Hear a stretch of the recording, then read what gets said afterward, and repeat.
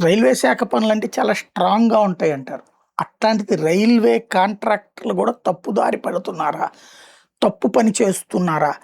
Anakapalli railway స్టేషన్‌లో నిర్మాణంలో ఉన్నటువంటి ఫుట్ ఓవర్ బ్రిడ్జ్ ఒక్కసారిగా కూలిపోయిన ఘటనలో ఇద్దరు వ్యక్తులు గాయపడ్డారు. గాయపడిన వాళ్ళలో ముల్లేటి కోటేశ్వరరావు, వాసు ఇద్దరు గూడా ఉన్నారు. ప్రమాదం జరిగిన వెంటనే వాళ్ళని ఎన్టీఆర్ హాస్పిటల్‌కి తరలించి చికిత్స అందించారు. ఘటన మీద అప్రమత్తమైన రైల్వే సిబ్బంది వెంటనే స్పందించి రైలు రాకపోకలకు అంతరాయం కలగకుండా అడ్డుగా పడిన ఐరన్ పిల్లర్‌లను తొలగించారు. ప్రమాదానికి కారణాలకు సంబంధించి ప్రస్తుతానికి దర్యాప్తు ప్రారంభించారు. అయితే ఇక్కడ సమస్యల్లో ఏంటంటే రైల్వే శాఖలో ఇట్లాంటి నిర్మాణాలు ఎలా చేస్తున్నారు? ఎవరు చేస్తున్నారు? యాక్చువల్‌గా దీంట్లో రైల్వే శాఖ అబ్జెక్ట్ చేయడానికి ఏముండదు. ఎందుకంటే పూర్తయిన తర్వాత ఆళ్ళకి హ్యాండ్ ఓవర్ చేసాక ఏదన్నా అయితే అప్పుడు తప్పు. అండర్ కన్‌స్ట్రక్షన్‌లో ఉన్నప్పుడు తేడాలొస్తుంటాయి.